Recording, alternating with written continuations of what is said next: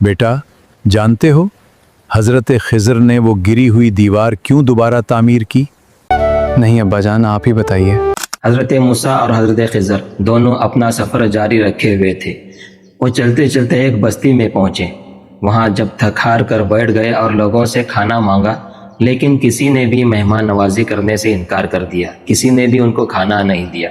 हम आप दोनों की मेहमान नवाजी नहीं करेंगे। ऐन उसी बस्ती में एक दीवार गिरने ही वाली थी। हज़रत खिज़र ने आगे बढ़कर उस दीवार की मरम्मत कर दी और उसको सीधा कर दिया। यहाँ हज़रत मूसा अलैहिस्सलाम से रहा न गया। उन्होंने अर्ज़ किया, अगर आप चाहते तो इस काम की मजदूरी ले सकते थे, क्योंकि जब हम लोग यहाँ आए तो इन लोगों ने हमें खाना भी नहीं दिया।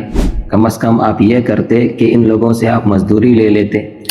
ये सवाल सुनते ही हज़रत खिज़र ने फरमाया कि अब हमारी जुदाई का वक्त है। जुदाई इसलिए हुई क्योंकि हज़रत खिज़र ने पहले शर्त रखी थी कि आप मेरे किसी काम पर सवाल नहीं करेंगे।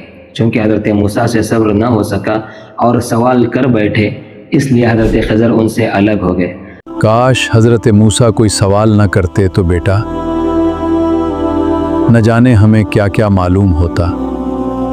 लेकिन जाने से पहले अपने हर काम की वजह भी बता दी कि ये काम मैंने क्यों किया था। इस दीवार के नीचे 2 यतीम बच्चों का खजाना था बेटा। अगर दीवार गिर जाती तो लोग वो खजाना ले जाते। हज़रत खिज़र ने फरमाया कि उस दीवार के नीचे 2 यतीम बच्चों का खजाना था और उन बच्चों के वालिदैन नेक थे। अल्लाह चाहता था कि जब वो बड़े हों तो अपना ख़जाना खुद निकालें, इसलिए अल्लाह के हुक्म से मैंने दीवार को गिरने से बचा लिया। फिर फरमाया, मैंने ये सब अपनी मर्ज़ी से नहीं किया बल्कि अल्लाह के हुक्म से किया है।